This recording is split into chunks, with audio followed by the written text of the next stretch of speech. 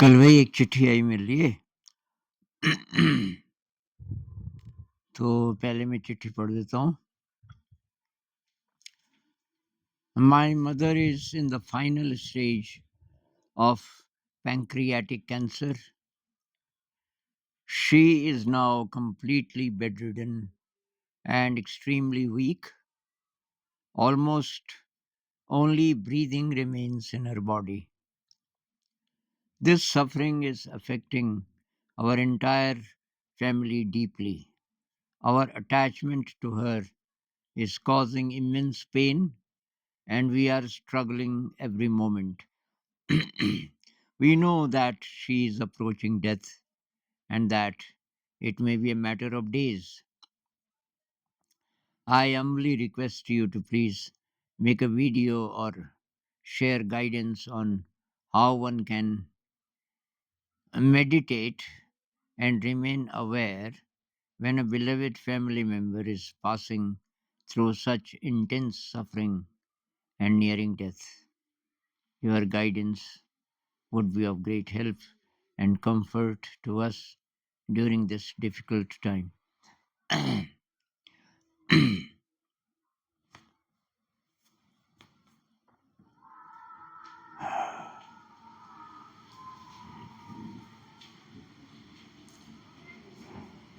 तो भाई मैं कुछ बातें मेरे दिमाग में आ रही हैं। एक तो जो भी लोग उनकी देखभाल कर रहे हैं ना, तो एक ही व्यक्ति हो तो ज़्यादा अच्छा है। एक व्यक्ति जिसके साथ बहुत बॉन्डिंग है आपकी माँ की, बहुत बॉन्डिंग जिसके साथ है, वही व्यक्ति जाए। और स्पर्श, ऐसे समय में शब्द ज़्यादा दूर-दूर से आप बोलो तो उतना काम नहीं करेंगे, चाहे उनकी हियरिंग एकदम ठीक-ठाक भी हो। तो स्पर्श, और उस आदमी का स्पर्श अ, जिसके साथ बहुत अच्छी बॉन्डिंग हो, तो ये वही व्यक्ति होगा शायद जो देखभाल भी कर रहा है। अगर वो व्यक्ति बोले कि भाई फलां कहाँ है? मेरा बेटा कहाँ है? मेरी बेटी नहीं आई क्या मुझे देखने? वगैरह। और अगर वो व्यक्ति आया है तो तब तो ठीक है। और एक स्पर्श बहुत महत्वपूर्ण है। उनका हाथ अपने हाथ में ले लो और आपको पता चल जाएगा उस समय स्पर्श अच्छा लग रहा है कि नहीं। कभी-कभी ऐसा भी होता है ना कि नहीं चाहते हम, मतलब वो व्यक्ति नहीं चाहता, आपकी माँ नहीं चाहती कि कोई स्पर्श करे।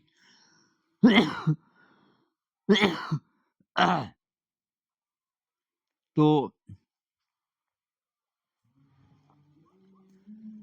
एक चीज़ और की चैंटिंग की जा सकती है। और मेरे ख़्याल से चैंटिंग हर रिलिजन में है, कुछ-कुछ जो रिलीजियस शब्द हैं उसकी चैंटिंग सभी लोग करते ही होंगे। क्रिश्चियनिटी में है, हिंदुइज़्म में है, बुद्धिज़्म में है, इस्लाम में है। तो वो चैंटिंग अच्छी रहेगी। दिन में कुछ-कुछ बार बीच-बीच में वो चैंटिंग करें। और उस व्यक्ति को भी, मतलब मम्मी को भी बोलें कि भई वो मन ही मन में चैंटिंग कर सकती हैं। और उनको ये भी बताएँ, वैसे तो पता होगा ही, कि जब आदमी जा रहा होता है इस दुनिया से, तो कि एंजेल्स आते हैं। क्रिश्चियनिटी में उनको एंजेल्स कहते हैं। इस्लाम में शायद फरिश्ते बोलते होंगे। फरिश्ते आते हैं मदद करने। इस्लाम में शायद ऐसा है कि जो बिलीवर है, जिसका विश्वास है, आस्था है सुप्रीम पावर पे, तो वो फरिश्ते आते हैं। बुद्धिज़्म कहते हैं, बुद्धिज़्म में, हिंदुइज़्म में देवता बोलते हैं कि देवता आते हैं और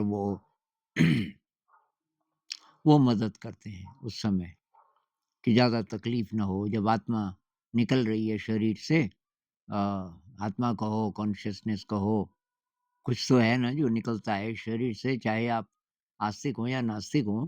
पर ये एनडी वालों के एक्सपीरियंसेस अगर आप पढ़ें, नियर डेथ एक्सपीरियंस वालों के, तो इस शरीर में से वो कहते हैं दूसरा शरीर निकलता है। कोई इसको सूक्ष्म शरीर बोलता है, कोई एनर्जी बॉडी कहता है, कोई एस्ट्रल बॉडी कहता है।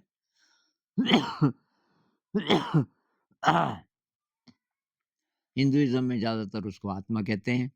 नाम से फ़र्क नहीं पड़ता, पर कुछ है जो ज़िंदा रहता है और आगे ट्रैवल करता है। तो ये आप अ, अपनी माँ जी को ये बोलें, ये बोलें कि डर नहीं, माँ तो डर नहीं, क्योंकि अ, तुझे तो विश्वास है ना, उस हायर पावर पे विश्वास है, तो तुझे तो लेने अ, ये देवता आएँगे, फरिश्ते आएँगे और फरिश्ते होंगे इस समय। शायद तेरे को पता चल रहा होगा, हमको कहते हैं कि जो डेथ बेड पे है, जिसके प्राण निकलने वाले हैं, उसको महसूस होता है कि मेरे इर्द-गिर्द कुछ और प्रकार की प्रेज़ेंसेस हैं। तो ये जो थीम है, इसका ज़िक्र करें बार, बार, बार, और प्रार्थना करें और नेगेटिविटी मत आने दें अपने अंदर। नेगेटिविटी मतलब दुःख, दुःख कि भई कोई जा रहा है, और रेज़िस्ट नहीं करें। वो अच्छी बात है, अब समय आ गया। अब चाहे नेचुरल डेथ है, चाहे बीमारी से है, चाहे एक्सीडेंट से, किसी भी तरह से ये आत्मा जा रही है अपने देश, जहाँ से आई वहाँ जा रही है, तो ये खराब बात थोड़ी है। कुछ नियर डेथ एक्सपीरियंसेस पढ़ के आप और कन्विंस्ड हो जाएँगे कि वो जो दूसरी दुनिया है, हम वहीं से आए, और वो दुनिया तो बहुत ही सुंदर है, बहुत सुंदर है। तो प्रार्थना करें, ध्यान करें और बार-बार ये याद करें कि मृत्यु खराब चीज़ नहीं है। लेकिन अब जो आदमी मर रहा है, उसको जो तकलीफ़ हो रही है, उसके जो अटैचमेंट्स होंगे और लोगों से और इस ज़िंदगी से, उसके कारण ये तकलीफ़ होती है कि छूट रहा है, पीछे छूट रहा है। तो उस आदमी को कंसोल करना है। इस केस में मतलब माँ जी को बार-बार बोलना है कि हम अलग हो ही नहीं रहे हैं। और कहते हैं कि जिसके प्राण निकल जाते हैं ना, तो उसके बाद वो आत्मा के रूप में होता है और वो आत्मा हमेशा अपने रिलेटिव्स के आस-पास रहती है। ये भी उनको बोलना चाहिए। अगर कोई बोले कि भई क्या, कैसे विश्वास करें? कहने ऐसे बहुत सारे लोग हैं जो कि मरे कुछ देर के लिए और फिर वापस आ गए, ज़िंदा हो गए, और वो बताते हैं, वो दुनिया तो बहुत ही कमाल की है, बहुत खूबसूरत है। तो ये कर सकते हैं। और एक ये जो शोक मनाने वाली बात है ना, मेरे ख़्याल से ये बहुत दुःख देती है। अब जैसे कोई आया मिलने के लिए और रोने लग गया, "ये माँ तुझे क्या हो गया? अरे ये हो गया, और हमने सोचा तो ठीक हो जाएगी।" और ऐसा कुछ नहीं। बैठो उस व्यक्ति के पास, हाथ पकड़ो और उसको निर्भय बनाओ, उसको मतलब उसका डर खत्म कर दो कि ये कोई बात नहीं है, सब ठीक है, सब ठीक है, और हम साथ ही रहेंगे, तुम चाहे शरीर में हो या नहीं हो। उसकी जो चिंताएं हों, मम्मी के मन में अगर कोई शंका है, मान लीजिए कि कोई परिवार में कोई ऐसा मेंबर है कि उसकी देखभाल ठीक से होगी कि नहीं होगी। मान लीजिए उसको कोई प्रॉब्लम है, कोई मेंटली रिटार्डेड है, कुछ और प्रॉब्लम है और आपकी माँ ही ध्यान रखती थी और वो बोलती है मैं तो जा रही हूँ, उसका ध्यान कौन रखेगा? तो उसको अश्योर करना है। ऐसा आदमी अश्योर करे जो जिस पे माँ को भी भरोसा है कि ये कर भी सकता है और ये करेगा भी, कि तू चिंता मत कर, सब ठीक है। जो भी वो बोलें और कोई चिंता है उनकी, जिस-जिस चीज़ से अटैचमेंट होगा या जिस व्यक्ति से, तो उनको बोलो सब हम करेंगे, आप चिंता मत करो। और मुख्य बात यही है, नेगेटिविटी नहीं चाहिए ऐसे व्यक्ति को, और अंतिम समय है पॉज़िटिविटी। पॉज़िटिविटी कि सब ठीक है और तू कहीं नहीं जा रही है, तेरी आत्मा हमारे साथ रहेगी, और ये मतलब कहीं भी कोई ऐसा शब्द या रोने की आवाज़ या कोई भी चीज़ जो दुःख की ज़रूरत नहीं है। तो चैंटिंग कीजिए, प्रेयर कीजिए अ, और मेडिटेशन में रहना है। लगातार ध्यान में रहना है। और अटैचमेंट होता है तो दुःख तो होता है ना, उसको देखना है।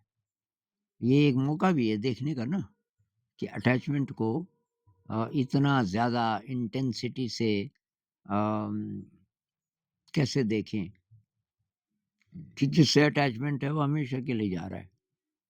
जा रहा है मतलब ये शरीर तो जा ही रहा है ना। तो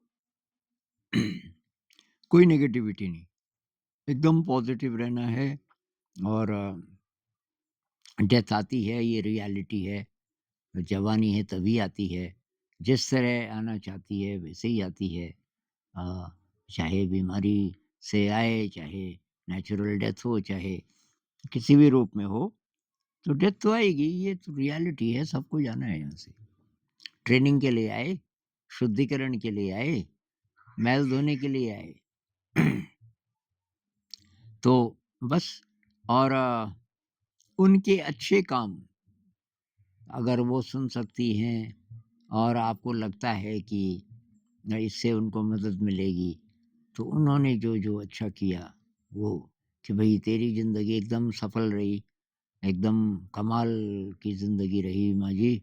आपने ये भी किया, हम सबको पाला-पोसा और जो गरीबी के दिन थे उन दिनों तुमने कितनी मेहनत की वगैरह-वगैरह जो भी बैकग्राउंड रही हो, जो उनके अच्छे काम हैं तो वो आप बोल सकते हो।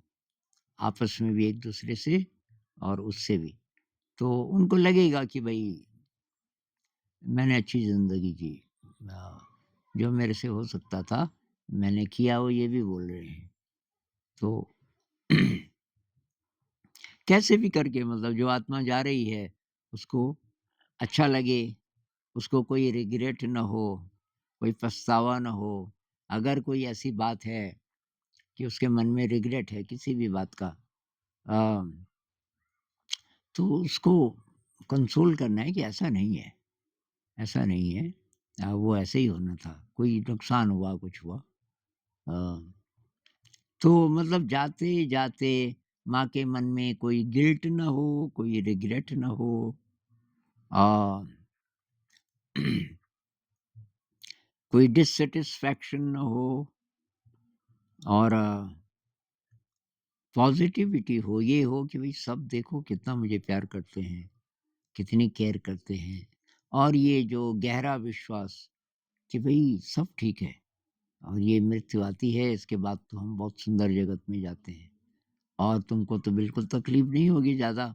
अभी बीमारी जितनी झेल ली, लेकिन इससे आगे की जो जर्नी है, असली तो अब है और वो जर्नी बहुत अच्छी रहेगी। फरिश्ते आपको ले जाएँगे और अच्छी जगह ले जाएँगे, बहुत अच्छी जगह। तो ऐसा कुछ कर सकते हैं। अपने को ठीक रखना है, असली बात ये है।